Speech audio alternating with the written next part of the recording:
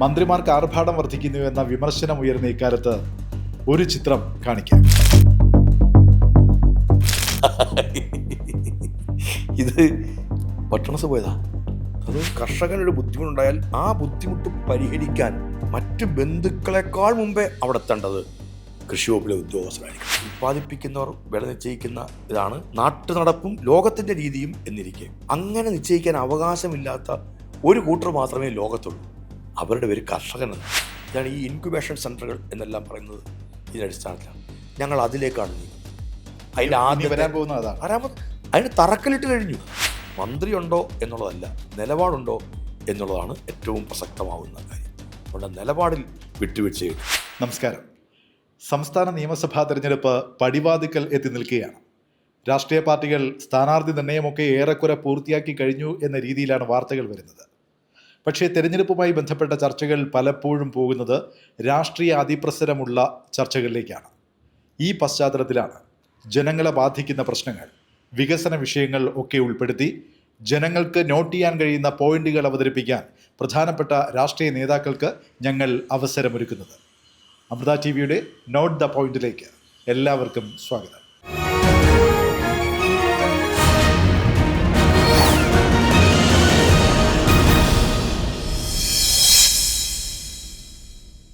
ഒരച്ഛൻ മകനെ അന്നത്തിൻ്റെ പ്രാധാന്യത്തെക്കുറിച്ച് പഠിപ്പിച്ചു.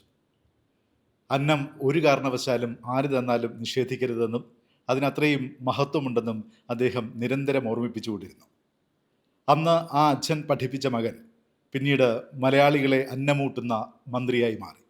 അദ്ദേഹം ആ പദവിയിൽ 5 വർഷം പൂർത്തിയാക്കുകയുമാണ്. അദ്ദേഹമാണ് സംസ്ഥാനത്തിൻ്റെ കൃഷി വകുപ്പ് മന്ത്രി ശ്രീ പ്രസാദ്. മുതിർന്ന CPI നേതാവാണ് ഇന്നത്തെ നോട്ട് ദ പോയിന്റിലെ അതിഥി. സ്വാഗതം സർ. നമസ്കാരം. നമസ്കാരം.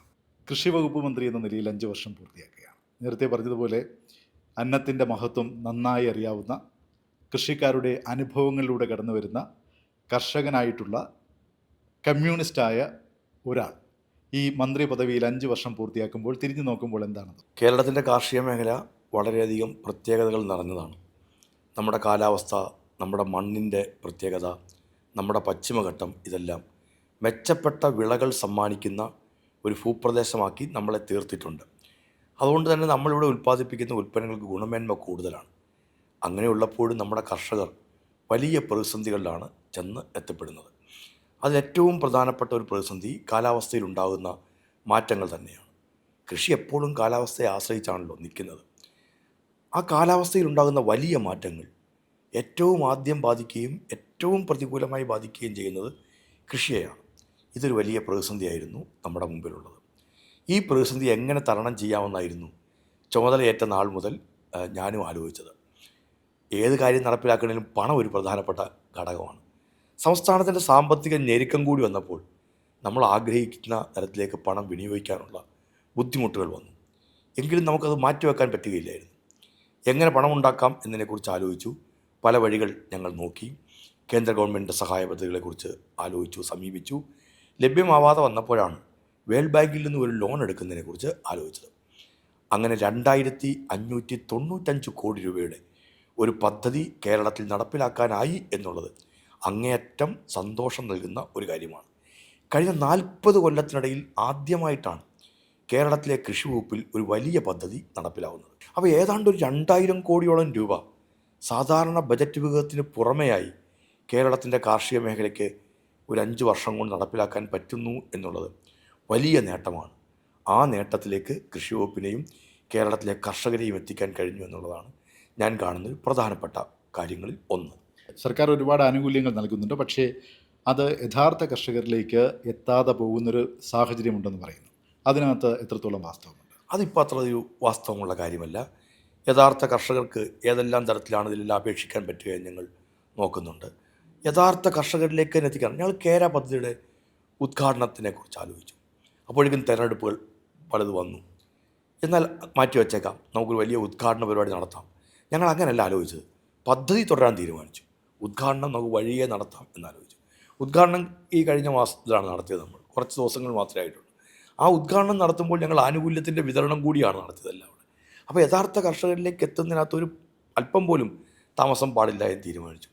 മറ്റ് ചിലവുകൾ കുറയ്ക്കണം എന്ന് തീരുമാനിച്ചു. അതിൻ്റെ അധികം പരസ്യങ്ങൾ നിങ്ങൾ കണ്ടിട്ടുണ്ടാവില്ല. ഞാനീ പറയുന്ന 40 വർഷത്തിനിടയിൽ ആദ്യമായിട്ടാണ് ഇത്രയും ബൃഹത്തായൊരു പദ്ധതി കേരളത്തിലെ കൃഷി വകുപ്പിൽ നടക്കുന്നത്. 2595 കോടി രൂപയുടെ പദ്ധതിയാണ്.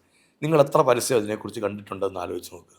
അതിനപ്പുറത്തേക്ക് അതെല്ലാം നമുക്ക് കർഷകരുടെ വരുമാനത്തിലും അവർക്ക് ലഭ്യമാകുന്ന സഹായത്തിലും അതെല്ലാം പ്രതിഫലിപ്പിക്കണമെന്നാണ് ഞങ്ങൾ തീരുമാനിച്ചത്. അപ്പോൾ അർഹരായ യഥാർത്ഥ കർഷകരിലേക്ക് ആനുകൂല്യം എത്തിക്കാനുള്ള എല്ലാ വഴികളും ഞങ്ങൾ സ്വീകരിച്ചിട്ടുണ്ട്. ഇപ്പോൾ ആ പഴയ പല്ലവി നമുക്കിപ്പോൾ അധികം കേൾക്കാനില്ല. അതുകൊണ്ട് അല്ല, അങ്ങനെ ഒരു ചോദ്യം വരാൻ കാരണം ഭൂമിയുള്ളവരെല്ലാം കർഷകരാണെന്ന് പറയാൻ കഴിയില്ല.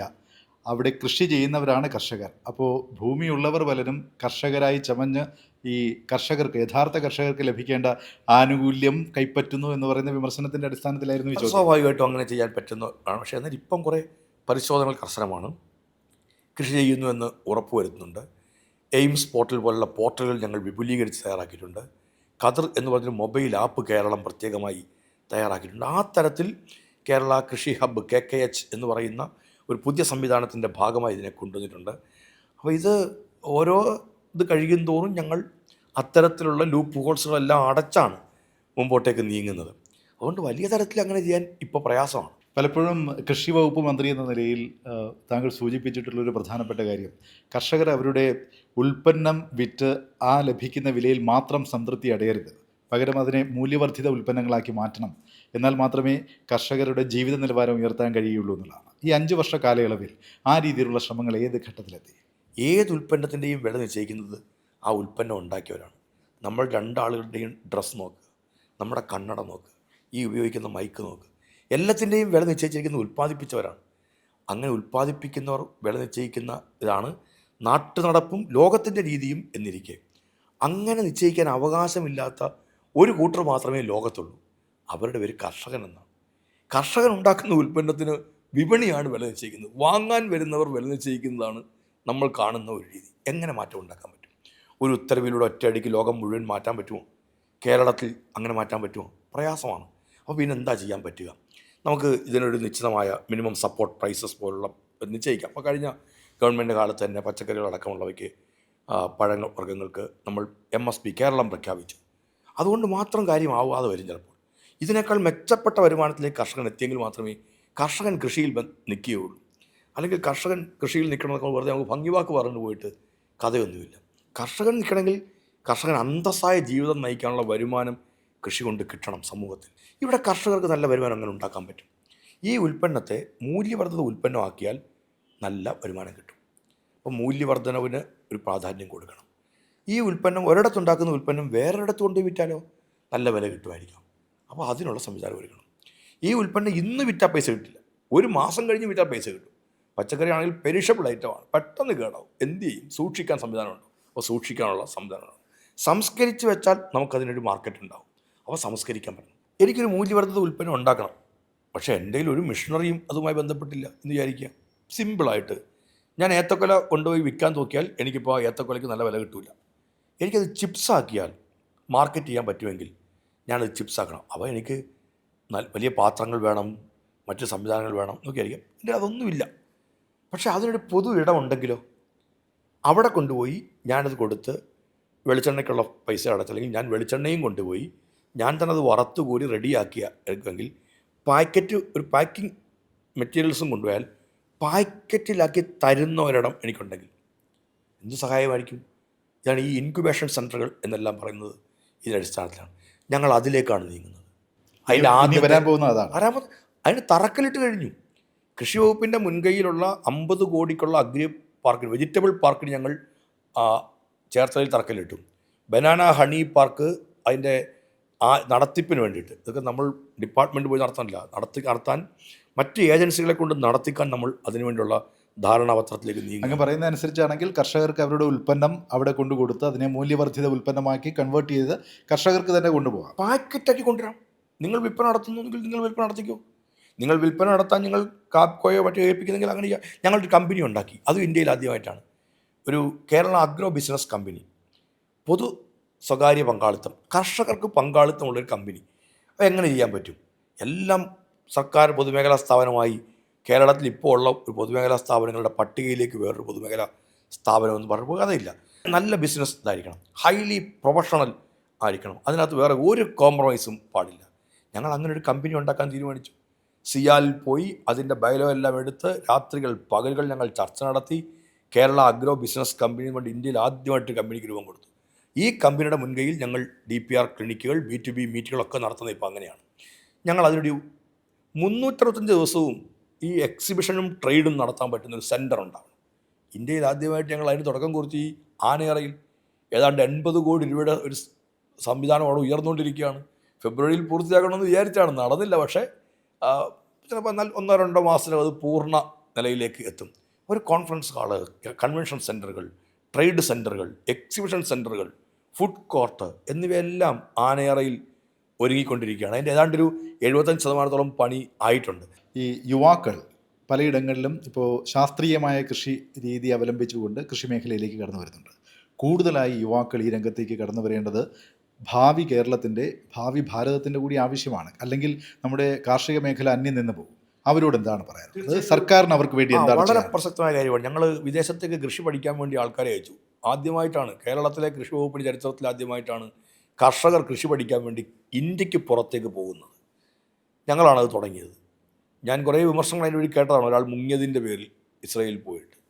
ഞങ്ങളത് സെലക്ട് ചെയ്തത് 50 വയസ്സിൽ താഴെയുള്ള കർഷകർ വേണം, ഒരു 10 വർഷങ്ങൾ നിന്നവരായിരിക്കണം എന്നുള്ളതായിരുന്നു.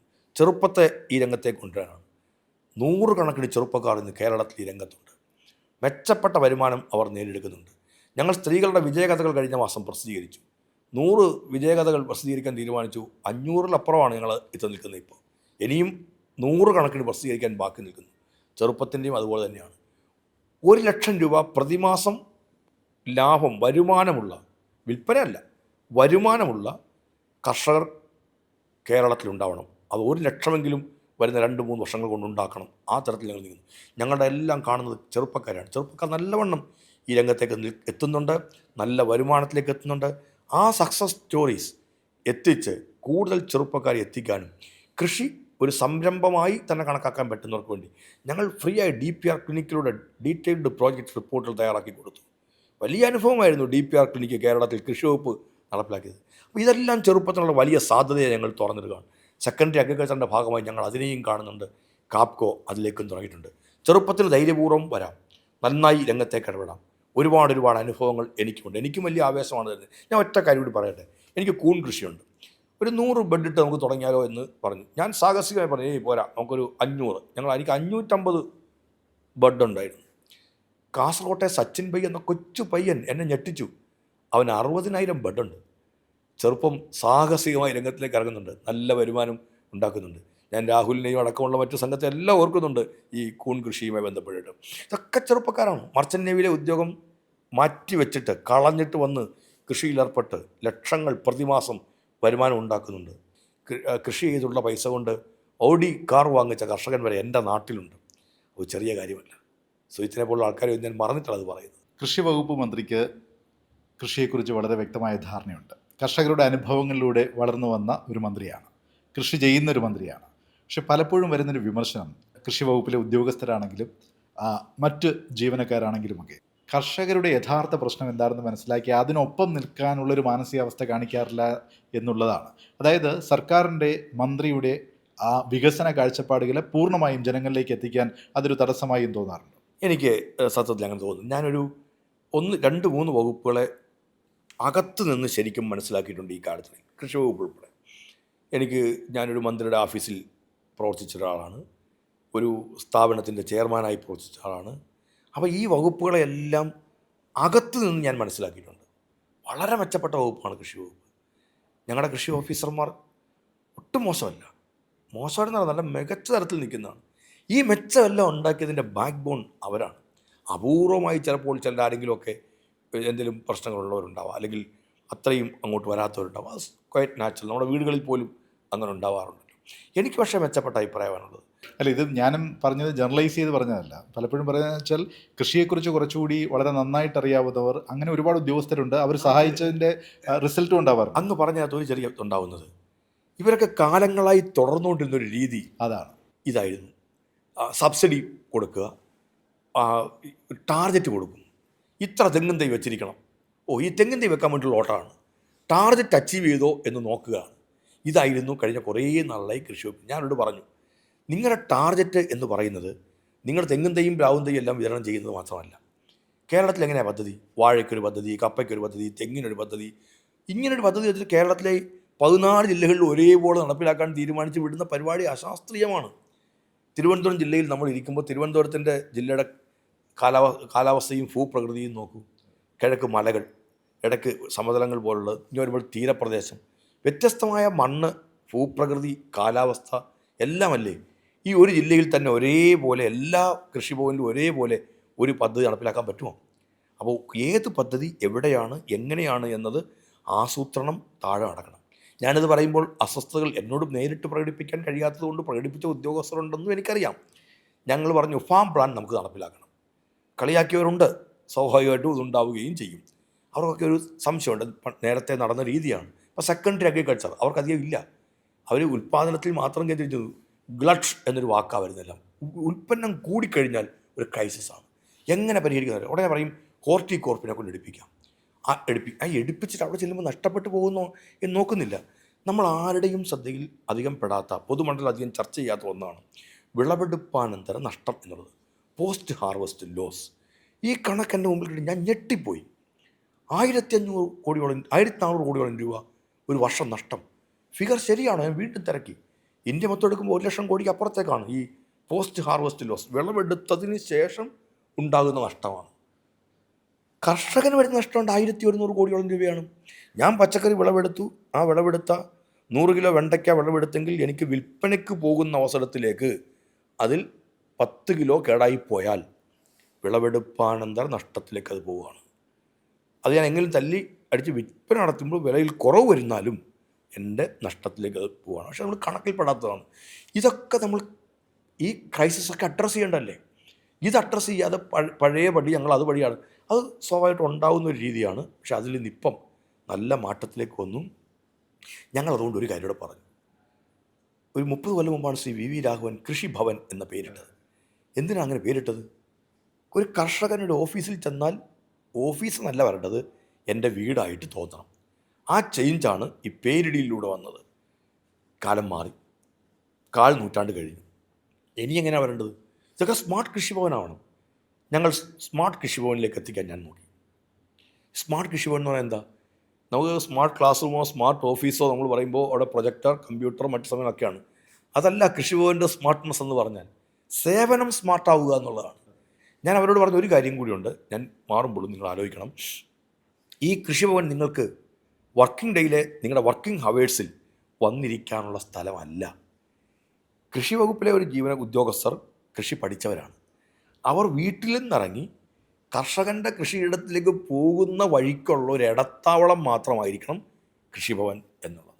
നിങ്ങൾക്ക് റിപ്പോർട്ടുകൾ തയ്യാറാക്കാനുണ്ടാവാം, ചില മീറ്റിങ്ങുകൾ അടിയന്തരമായി കൂടേണ്ടതുണ്ടാവാം, കർഷകർക്ക് ചിലപ്പോൾ ക്ലാസ്സുകൾ കൊടുക്കേണ്ടതുണ്ടാവാം, മറ്റ് അതുപോലെയുള്ള ആക്ടിവിറ്റികൾക്ക് നിങ്ങൾക്ക് നിങ്ങളുടെ ഓഫീസ് ഉപയോഗിക്കാം. അല്ലെങ്കിൽ നിങ്ങളെ കൂടുതൽ സമയം കിട്ടേണ്ടത് കൃഷിയിടത്തിലാണ്. ഈ ബന്ധം ഒരു ജൈവ ബന്ധമാണ്. ഈ ബന്ധം മുറിഞ്ഞാൽ അങ്ങ് പറഞ്ഞ പരാതി നിൽക്കും. അപ്പോൾ കർഷകൻ്റെ ഏറ്റവും പ്രിയപ്പെട്ട മിത്രം എന്നതിന് നിന്ന് മാറുന്ന തരത്തിക്കരുത്. ഒരു കർഷകനും കൃഷി വകുപ്പിലെ ഉദ്യോഗസ്ഥരെക്കുറിച്ച് മുഖം കറുത്ത് വർത്തമാനം പറയാൻ ഇടവരരുത്. കർഷകനെ കൂടുതലായി ഓഫീസുകളിലേക്ക് വിളിച്ചു വരുത്തുന്നത് നല്ല രീതിയല്ല. ഓരോ തവണയും കരമടച്ച രസീതും കാർഡും കൊണ്ട് വാ, ശരിയല്ല.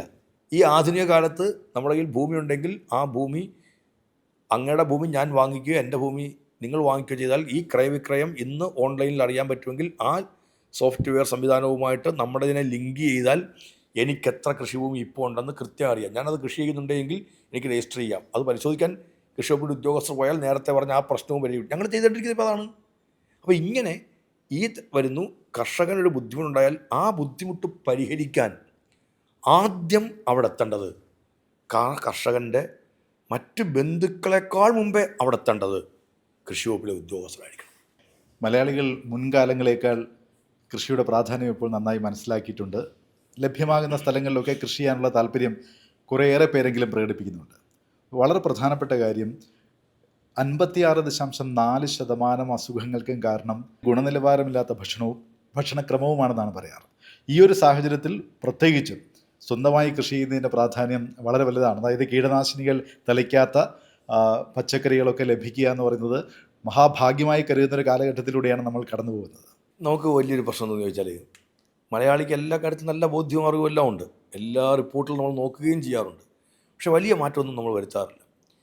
നമ്മളൊരു പാത്രത്തിൽ പല പാത്രങ്ങൾ കൊണ്ടുവച്ചാൽ വേസ്റ്റ് ഇടുന്നതിനുള്ള വേസ്റ്റ് ബിന്നുകളുണ്ടല്ലോ. പച്ചയിൽ ഇന്നതിടണം, അല്ലെങ്കിൽ ജൈവ മാലിന്യങ്ങൾ ഇന്നിടത്തിടണം, അജൈവ മാലിന്യം ഇടത്തണം. നമ്മളൊരു നല്ല സ്ഥാപനത്തിൽ ചെല്ലൂ, കൃത്യമായി അതെല്ലാം പാലിക്കും. ഇതൊന്നും നോക്കാതെ എന്ത് കിട്ടിയാലും ഇടുന്നൊരു സ്ഥലമാണ് നമ്മുടെ വയറ്.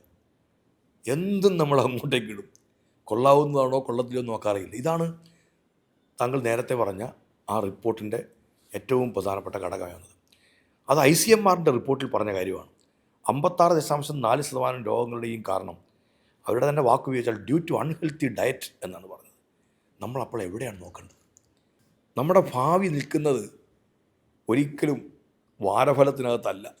നിങ്ങളുടെ ഭാവി, നമ്മുടെ ഭാവി നോക്കുമ്പോൾ ഏറ്റവും പ്രധാനമായിട്ട് നോക്കേണ്ടത് പത്രത്തിനപ്പുറത്തിൽ നമ്മുടെ ഭക്ഷണ പാത്രത്തിലേക്കാണ്. നമ്മൾ പാത്രത്തിലേക്ക് നോക്കണം, അടുക്കളയിലേക്ക് നോക്കണം, അടുക്കളയിലേക്ക് ഈ ഉൽപ്പന്നങ്ങൾ എത്തുന്ന കൃഷിയിലേക്ക് നോക്കണം. അപ്പോൾ കൃഷി, അടുക്കള, ആഹാരം, ആരോഗ്യം, ജീവിതം, ഈ ബന്ധത്തെ നമുക്ക് വിസ്മരിച്ചു പോയാൽ വലിയ അപകടത്തിലേക്ക് നമ്മളെത്തും. ഞങ്ങൾ സത്യത്തിൽ ഇതെല്ലാം കണക്കിലെടുത്തുകൊണ്ടാണ് ഈ ഞങ്ങളും കൃഷിയിലേക്ക് എന്നതിലേക്ക് ഞങ്ങൾ നീങ്ങിയത്. ഇപ്പോൾ അതോടനുബന്ധിച്ച് മറ്റ് കാര്യങ്ങളിൽ നമ്മൾ നോക്കി. പച്ചക്കറി ഉൽപ്പാദനം പരമാവധി നമ്മൾ വർദ്ധിപ്പിക്കാൻ നോക്കി. 2016 ഏതാണ്ട് 8-9 ലക്ഷം ടണ്ണായിരുന്നിടത്തുനിന്ന്, അല്ല 6 ലക്ഷം ടണ്ണായിരുന്നിടത്തുനിന്ന് ഇപ്പോൾ 19 ലക്ഷം ടണ്ണിനപ്പുറത്തേക്ക് നമുക്ക് കേരളത്തിന് എത്തിക്കാൻ കഴിഞ്ഞു. ഒരു വലിയ മാറ്റം കേരളത്തിലുണ്ട്. അത് ഈ പറയുന്നൊരു അവയർനെസ് കൂടിയുള്ളതിൻ്റെ അടിസ്ഥാനത്തിലാണ്. ഇപ്പോൾ കൃഷി വകുപ്പ് ശരിക്കും കൈകോർക്കേണ്ടത് ആരോഗ്യ രംഗവും വകുപ്പുമായിട്ട് ഉൾപ്പെടെയാണ്. ഞങ്ങളൊരു അനൗപചാരിക യോഗം ചേർന്നു കുറേ ഡോക്ടർമാരുമായിട്ട് എല്ലാം. നമ്മൾ കേൾക്കുമ്പോൾ അവരുടെ റിപ്പോർട്ടിൽ കാണുമ്പോൾ നമ്മൾ ഞെട്ടിപ്പോവുകയാണ്. നമ്മൾ ഏറ്റവും പ്രാധാന്യം കൊടുക്കണം. അടുക്കളയ്ക്ക് ഇപ്പോൾ പ്രാധാന്യം ഇല്ല. അടുക്കളയെ നമ്മൾ ഏതാണ്ടൊരുമായി അവഗണിക്കുന്ന തരത്തിലേക്ക് എത്തി. അടുക്കളയുടെ വലിപ്പം കുറഞ്ഞു, പ്രാധാന്യവും കുറഞ്ഞു. അടുക്കളയ്ക്ക് വലിപ്പം കുറയുകയും പ്രാധാന്യം കുറയുകയും ചെയ്തപ്പോൾ ആശുപത്രികൾക്ക് പ്രാധാന്യം കൂടി നമ്മുടെ നാട്ടിൽ. നമ്മൾ അറിയാതെ അത് പോകുന്നു എന്ന് മാത്രം. അപ്പോൾ ഇവിടെ ഗൗരവത്തിൽ നമ്മൾ അതിനെ കാണും. ഞങ്ങൾ കൃഷി സമൃദ്ധിയുടെ കാര്യത്തിൽ ഉൾപ്പെടെ ഞങ്ങൾ പറഞ്ഞ അതാണ്. ഞങ്ങളും കൃഷിയിലേക്ക് എന്നതിൽ ഞങ്ങൾ പറഞ്ഞ ഒരു പ്രധാനപ്പെട്ട കാര്യമാണ്. അവിടെ ഞങ്ങളുടെ ഉദ്യോഗസ്ഥർ നല്ലവണ്ണം എടുത്തപ്പോഴാണ് ഈ മെച്ചപ്പെടാരത്തിൽ എത്തിയത്. ഈ വർധനവ് ചെറിയ കാര്യമായിരുന്നു. ഇവിടെ ഒരു കാര്യം, ഈ മാർക്കറ്റിൽ നമ്മൾ പോയി പച്ചക്കറി വാങ്ങിക്കുമ്പോൾ പല സമയത്തും തീവിലയായിരിക്കും, പ്രത്യേകിച്ച് ചില ഉത്സവ സീസണുകളിലൊക്കെ. പക്ഷേ കർഷകർക്ക് ആ സമയത്ത് ലഭിക്കുന്നത് നാമമാത്രമായ വിലയായിരിക്കും. ഈ ഇടനിലക്കാരുടെ ചൂഷണം ഒഴിവാക്കാൻ ഏത് തലത്തിലാണ് കൃഷി വകുപ്പ് പ്രവർത്തിക്കുന്നത്? ഇടനിലക്കാരുടെ ചൂഷണം ഒഴിവാക്കുന്നതിനുള്ള ഒരു സുപ്രധാനമായ ഘടകമാണ് VFPCK പോലുള്ള സ്ഥാപനങ്ങൾ. അത് ചെറിയതല്ല, നല്ലവണ്ണം ഉണ്ട്. പക്ഷെ എന്നാലും ഇത് വാങ്ങിച്ചുകൊണ്ട് പോകുന്നവരുടെ ഒരു പ്രശ്നം നിൽക്കുന്നുണ്ടല്ലോ. 100 ഏത്തക്കൊല ഞാൻ കൊണ്ടുവന്ന് വെച്ചു. അപ്പോൾ ഇത് വാങ്ങിക്കാൻ കഴിയുന്നില്ലെങ്കിൽ ഞാൻ വീണ്ടും വെച്ചിരുന്നാൽ എനിക്ക് വലിയ ക്രൈസിസ് ഉണ്ടാവുകയാണ്. ഞാൻ കടം കൊടുക്കേണ്ടി വരുന്നു, വില താഴ്ത്തി ചിലപ്പോൾ കൊടുക്കേണ്ടി വരുന്നു. ഈ പ്രശ്നങ്ങളൊക്കെ ഉണ്ടാവും. അതുകൊണ്ട് നിശ്ചിതമായൊരു വില നമ്മൾ പറഞ്ഞിട്ടുണ്ട്. അങ്ങനെ വിൽപ്പന നടക്കുന്നില്ലെങ്കിൽ ഹോർട്ടികോർപ്പിനെ സംവിധാനത്തോടെ വിൽപ്പന നടത്തുന്നതാണ്. അപ്പോൾ മുൻകൂട്ടി പക്ഷേ ഒരു അറിയിപ്പ് കൊടുക്കണം നമുക്ക്. ഇന്ന് വിളവെടുത്തിട്ട് ഉച്ച കഴിയുമ്പോൾ നമ്മൾ ഹോർട്ടികോർപ്പിനെ അറിയിച്ചു കഴിഞ്ഞാൽ നമ്മളൊക്കെ നിർബന്ധിച്ച് പോയി എടുപ്പിക്കും. പിന്നെന്താണെന്ന് ആരും ചിന്തിക്കുന്നില്ല. ഞാൻ നേരത്തെ പറഞ്ഞ വിളവെടുപ്പാനന്തര നഷ്ടത്തിൽ കർഷകന് മാത്രമല്ല ട്രേഡേഴ്സിനും സംഭവിക്കുന്നുണ്ട്. അപ്പോൾ ഒരിടത്തും ആ നഷ്ടം ഉണ്ടാവാതിരിക്കാൻ പാകത്തിൽ നമ്മൾ ചെയ്യണം. അപ്പം മുൻകൂട്ടി തന്നെ ഞാൻ വാഴ നടുമ്പോൾ തന്നെ, വാഴയുടെ തൈ നടുമ്പോൾ തന്നെ നമുക്കൊരു അറിയിപ്പ് കൊടുക്കും. അപ്പോൾ എന്നത്തേക്ക് ഇതിൻ്റെ കായ ഉണ്ടാവും, വാഴ കൊലയുണ്ടാവും എന്ന് നമുക്ക് ഉറപ്പാവും. അപ്പോഴത്തെ മാർക്കറ്റ് എങ്ങനെയാണ്? നമ്മളിൽ ഡേറ്റ സിസ്റ്റം പോലുണ്ട്. ഈ ഡേറ്റ അനലൈസ് ചെയ്യണം, അനിവാര്യമാണ്. ഏത് സമയത്ത് വെക്കുന്നതായിരിക്കും ഏറ്റവും നല്ലത്, മാർക്കറ്റ് എങ്ങനെയായിരിക്കും നല്ലത്, എവിടെയായിരിക്കും നല്ല മാർക്കറ്റ് ഉണ്ടാവുക. അപ്പോൾ ഇന്ന് കൃഷി ചെയ്യേണ്ടത് ഞാൻ നേരത്തെ കാലാവസ്ഥയും മാത്രം ആശ്രയിച്ചല്ല, ഡേറ്റകളെയും കൂടി ആശ്രയിച്ചിട്ടാണ്.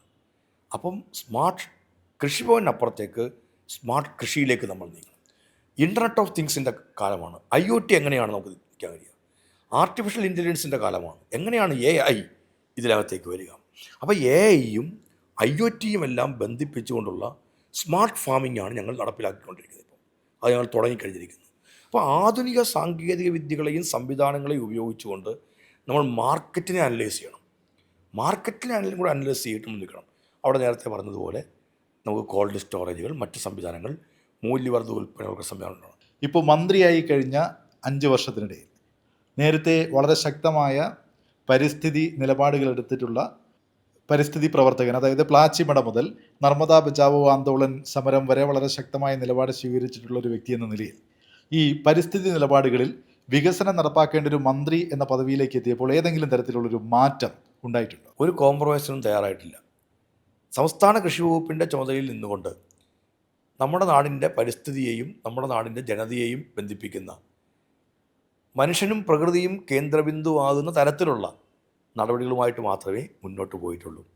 അതിനപ്പുറത്തേക്ക് വന്ന, അതിന് വിരുദ്ധമായി വന്ന നിലപാടുകളോടെല്ലാം നോ എന്ന് അർത്ഥശങ്കയ്ക്കിടയില്ലാത്ത വിധം ഞാൻ പറഞ്ഞിട്ടുണ്ട്.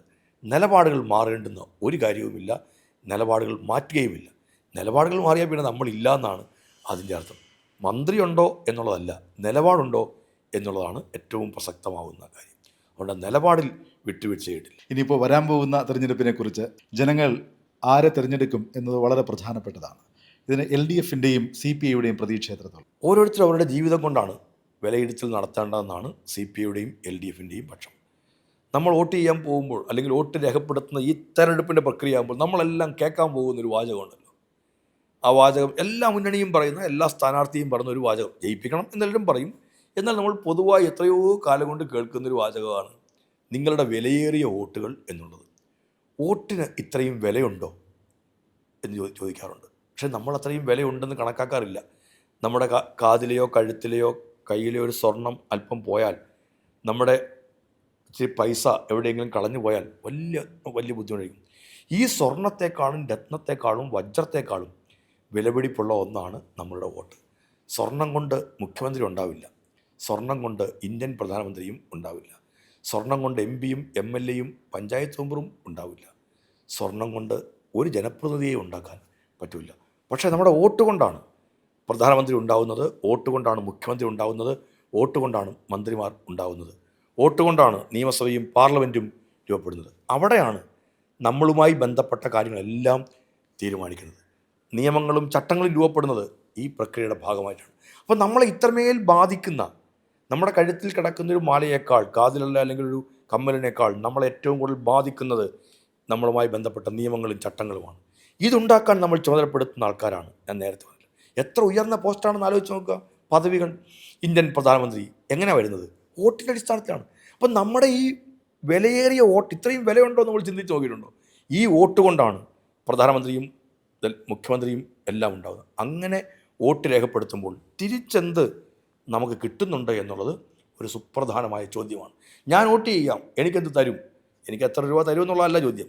എന്നോടൊരിക്കൽ ഒരു അമ്മച്ചി പറഞ്ഞു, ഞങ്ങൾ വോട്ട് ചെയ്യാം കുഞ്ഞ്, ഞങ്ങൾക്ക് എന്ത് കിട്ടുമെന്ന് ചോദിച്ചു. ആ അമ്മച്ചി ചോദിച്ചത് ഏറ്റവും മോശപ്പെട്ട ചോദ്യമാണ് എന്നുള്ളതിൻ്റെ പേരിൽ ആ വീട്ടിലെ മക്കളും മരുമക്കളും എല്ലാം കൂടി ആ അമ്മച്ചിയെ ഉന്തിത്തള്ളി അകത്തോട്ട് കൊണ്ടുപോയി, സാറേ ക്ഷമിക്കണം എന്നോട് പറഞ്ഞു. ഞാൻ ഒട്ടും നിങ്ങൾ കാണിച്ചത് ശരിയല്ല, ആ അമ്മച്ചി പറഞ്ഞതാണ് ശരി. ഞങ്ങൾ വിലയേറിയ വോട്ട് ചെയ്യുമ്പോൾ തിരിച്ചെന്ത് കിട്ടും? അമ്മയ്ക്ക് 100 രൂപ കിട്ടുമോ എന്നുള്ളതല്ലല്ലോ ചോദിക്കുന്നത് അവിടെ. ആ ചോദ്യത്തിനാണ് ഓരോ രാഷ്ട്രീയ പ്രസ്ഥാനവും മുന്നണികളും ഉത്തരം പറയേണ്ടത്. ഞങ്ങളെ ഏൽപ്പിച്ച ഉത്തരവാദിത്വം ഞങ്ങൾ നിറവേറ്റി. ഞങ്ങൾ പറഞ്ഞു, ഞങ്ങൾ സാമൂഹ്യക്ഷേമ പെൻഷനുകൾ കൊടുക്കുന്നതിനെക്കുറിച്ച് പറഞ്ഞു, ഞങ്ങളത് പൂർത്തിയാക്കി. ഞങ്ങൾ വീട് കൊടുക്കുന്നതിനെക്കുറിച്ച് പറഞ്ഞു, 5 ലക്ഷം വീടുകൾ കേരളത്തിൽ പൂർത്തിയാക്കി. ഈ ഗവൺമെൻറ് 5 കൊല്ലം 50,000 കോടി രൂപയാണ് സാമൂഹ്യക്ഷേമ പെൻഷന് വേണ്ടി നീക്കിവെച്ചത്, കൊടുത്തത്. ഇന്ന് കേരളത്തിൽ ഒരാൾക്ക് പോലും കുടിശ്ശികയില്ല എന്ന് ആലോചിച്ച് നോക്കുക. ചെറിയ കാര്യമാണ്. 5 ലക്ഷത്തോളം വീടുകൾ കേരളത്തിൽ പൂർത്തിയായി. 30%-ലധികം പട്ടികജാതി പട്ടികവർഗ വിഭാഗത്തിൽപ്പെട്ടവർക്കാണ്. ചെറിയ കാര്യമാണ്. മുൻകാലത്ത് ഒരിക്കലും ഇല്ലാത്ത തരത്തിലുള്ള ഈ നേട്ടങ്ങളിലേക്ക് എത്താൻ കഴിഞ്ഞത് ഈ കേരളത്തിൽ വിലയേറിയ വോട്ടുകൾ ചെയ്ത് ഞങ്ങളെ വിജയിപ്പിച്ചപ്പോൾ അതിനേക്കാൾ വിലപിടിപ്പുള്ളത് ഈ നാട്ടിൽ ജനങ്ങൾക്ക് ചെയ്യേണ്ടതുണ്ട് എന്ന ഉത്തരവാദിത്തത്തിൻ്റെ അടിസ്ഥാനത്തിലാണ്. അടിസ്ഥാന സൗകര്യ വികസനം നിങ്ങൾ നോക്കുക. കിഫ്ബി ഈ 10 കൊല്ലം കൊണ്ട് 1,10,000 കോടി രൂപയുടെ പദ്ധതികളാണ് ഏറ്റെടുത്ത് നടപ്പിലാക്കിയത്. ഒരു 25, 30, 40, 50 കൊല്ലം കഴിഞ്ഞ് നടക്കേണ്ട കാര്യങ്ങൾ ഇപ്പോൾ നടക്കുന്നു. അത് ചെറിയ കാര്യമാണ്. നമ്മുടെ ആശുപത്രികളുടെ മുഖം മാറി. എൻ്റെ മണ്ഡലത്തിലെ കാര്യം പറയുകയാണെങ്കിൽ, ഞാൻ ഉദ്ഘാടനമാണ് ഈ ദിവസം ചേർത്തല താലൂക്ക് ആശുപത്രി. 84 കോടി രൂപയുടെ നിർമ്മാണ പ്രവർത്തനമാണ് നടന്നിരിക്കുന്നതെല്ലാം. അപ്പോൾ ഈ സൗകര്യം, സ്കൂളുകൾ, പാലങ്ങൾ, റോഡുകൾ, മറ്റ് സംവിധാനങ്ങൾ, കൃഷി വകുപ്പ് എന്ന് പറയുമ്പോൾ കണ്ണാറയിലെ ബനാന ഹണി പാർക്ക് യാഥാർത്ഥ്യമാവാൻ പോകുന്നു. ഇതെല്ലാം ഈ തരത്തിൽ വികസനങ്ങളെല്ലാം നടന്നത് ചെറിയ കാര്യം. പിന്നെ മനസമാധാനത്തോടെ കേരളത്തിൽ ജീവിക്കാൻ കഴിയുന്ന തരത്തിൽ കേരളത്തെ എത്തിച്ചു. ചെറിയ കാര്യമാണ്. നമ്മളൊന്ന് കമ്പയർ ചെയ്ത് നോക്കൂ. 2016 മുമ്പുള്ള കാലത്തെയും മറ്റ് സംസ്ഥാനങ്ങളുമായി ബന്ധപ്പെടുത്തി ഒക്കെ നോക്കൂ. പോരായ്മകളും പിഴവുകളും ഉണ്ടാവാം, ചൂണ്ടിക്കാണി. പക്ഷേ എന്നാൽ മെച്ചപ്പെട്ട ഇടത്തിലേക്ക് ഇതിനെ കൊണ്ടുപോയി ഇനിയും നമുക്ക് അതിൻ്റെ തുടർച്ച കേരളത്തിലുണ്ടാവണം.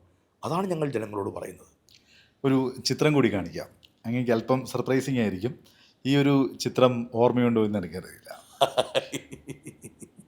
ഇത് പട്ടണസ് പോയതാ അതോ? അതെ, അത് അതായത് സംസ്ഥാനത്തെ ഒരു മന്ത്രി കഞ്ഞിക്കുഴിയിലെ ആശാൻ കളരിയിൽ കുട്ടികളെ എഴുത്തിനിരുത്ത് ചടങ്ങിലേക്ക് ചെന്നപ്പോൾ മന്ത്രിയുടെ ഷർട്ടിന് ബട്ടണില്ല. മന്ത്രി അതൊന്നും ശ്രദ്ധിക്കുന്ന കൂട്ടത്തിലല്ല എന്നാണ് അടുപ്പമുള്ളവർ പറയുന്നത്.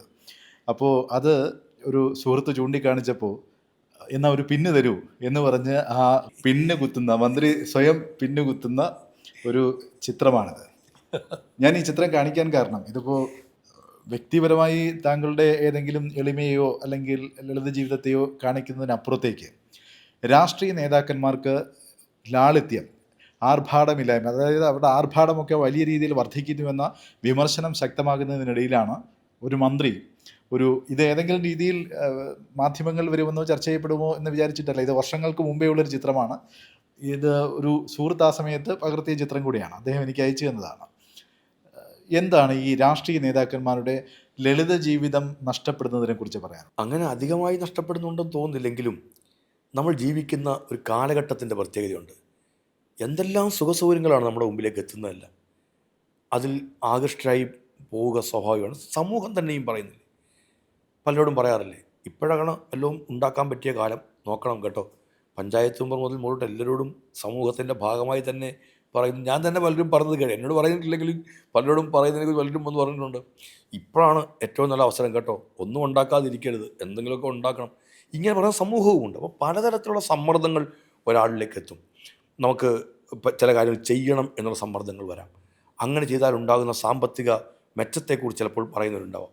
പലതരത്തിൽ ഇത്തരം സമ്മർദ്ദങ്ങളൊക്കെ വന്നുകൊണ്ടിരിക്കുന്ന, ചിലപ്പോൾ സമൂഹത്തിൽ നിന്ന്, ചുറ്റുപാടിൽ നിന്ന്, അടുപ്പമുള്ളവരിൽ നിന്ന് ഒക്കെയും ഈ സമ്മർദ്ദങ്ങൾ വരുമ്പോൾ അതിനെ അതിജീവിക്കാൻ കഴിയാതെ പോകുന്നവർ ഉണ്ടാവാം. ചിലപ്പോൾ ഇതൊക്കെ സമ്മർദ്ദമില്ലാതെ തന്നെയും ഈ സുഖസൗകര്യങ്ങൾ ഉണ്ടാവണമെന്ന് ആഗ്രഹമുണ്ടാവും. നമുക്ക് വേണ്ട സുഖസൗകര്യങ്ങളൊക്കെ നമ്മൾ സ്വീകരിക്കണം. പക്ഷേ അതിനപ്പുറത്തേക്ക്, വേണ്ടതിനപ്പുറത്തേക്ക് പോകേണ്ട കാര്യമില്ല എന്നാണ് തോന്നുന്നത്. ഞങ്ങളൊക്കെയും കണ്ടു വളർന്നതും കേട്ടു വളർന്നതും കേരളം കണ്ട ആകാശത്തോളം ഔന്നത്യമുള്ള രാഷ്ട്രീയ നേതാക്കന്മാരെ കുറിച്ചാണ്.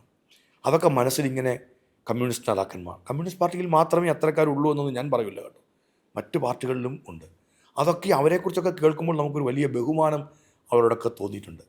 അതൊക്കെയും ഞങ്ങളെയൊക്കെ രൂപപ്പെടുത്തിയെടുക്കുന്നതിൽ വലിയ പങ്ക് വഹിച്ചിട്ടുണ്ട്.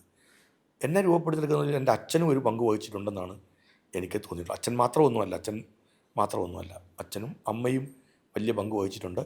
അവരൊപ്പം തന്നെ ഞാൻ കണ്ടതും കേട്ടതും അറിഞ്ഞതുമായ രാഷ്ട്രീയ നേതാക്കന്മാർ വലിയ അളവിൽ എന്നിൽ സ്വാധീനം ചെലുത്തിയിട്ടുണ്ട്. ഈ ആർഭാട വാഹനങ്ങൾക്കൊക്കെ വളരെ രീതിയിൽ പണം ചെലവഴിക്കുന്നു എന്ന വിമർശനമൊക്കെ പ്രതിപക്ഷം ഉയർത്തുന്നതിനിടയിലാണ് ഞാൻ ഈ ചോദിച്ച ചോദ്യത്തിൻ്റെ ഒരു പ്രസക്തി കൂടി വർദ്ധിക്കുന്നത്. ഈ തെരഞ്ഞെടുപ്പിലും സ്വാഭാവികമായും അത്തരം ആർഭാട ജീവിതങ്ങൾക്കെതിരെയുള്ള പ്രചാരണം പ്രതിപക്ഷത്തിൻ്റെ ഭാഗത്ത് നിന്നുണ്ടാകാൻ സാധ്യത തള്ളിക്കളയാൻ കഴിയില്ല. കേരളത്തിൽ അങ്ങനെ ഒരു മന്ത്രിയും ആർഭാട വാഹനം ഉപയോഗിക്കുന്നില്ല.